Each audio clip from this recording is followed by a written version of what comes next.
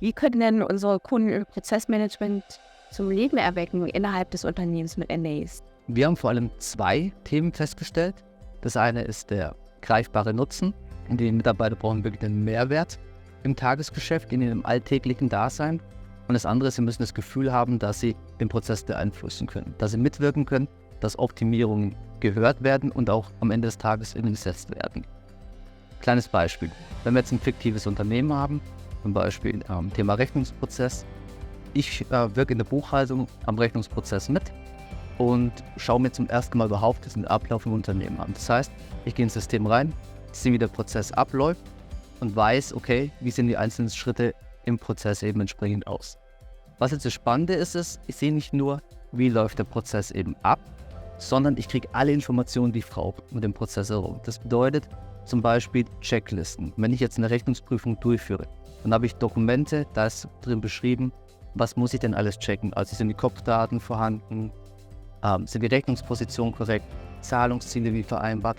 Das heißt, hier habe ich schon alle Dokumente, die ich brauche, um die Sache zu prüfen. Zugleich habe ich zum Beispiel auch noch eine kleine Beschreibung. Wie läuft die Tätigkeit im Unternehmen ab? Ich sehe auch, wenn ich Fragen habe, Probleme habe, wen kann ich anfragen, wen kann ich konsultieren, habe auch direkt die Kontaktdaten, kriege das alles hin.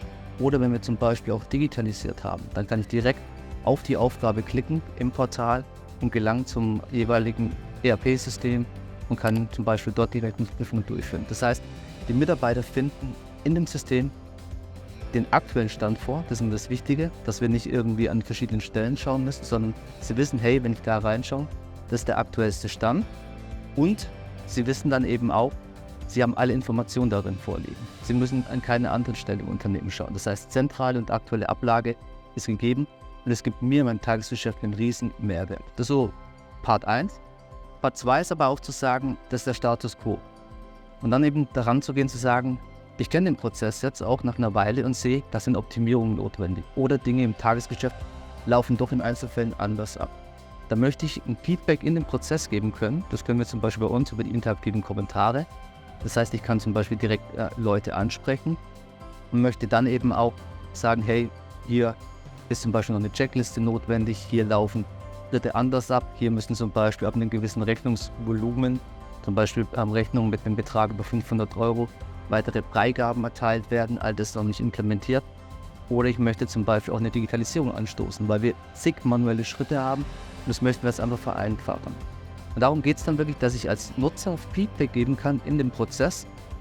Ich kriege auch eine aktive Rückmeldung dann, weil die Prozess-Owner das auch hören und zum Teil dann eben auch implementieren.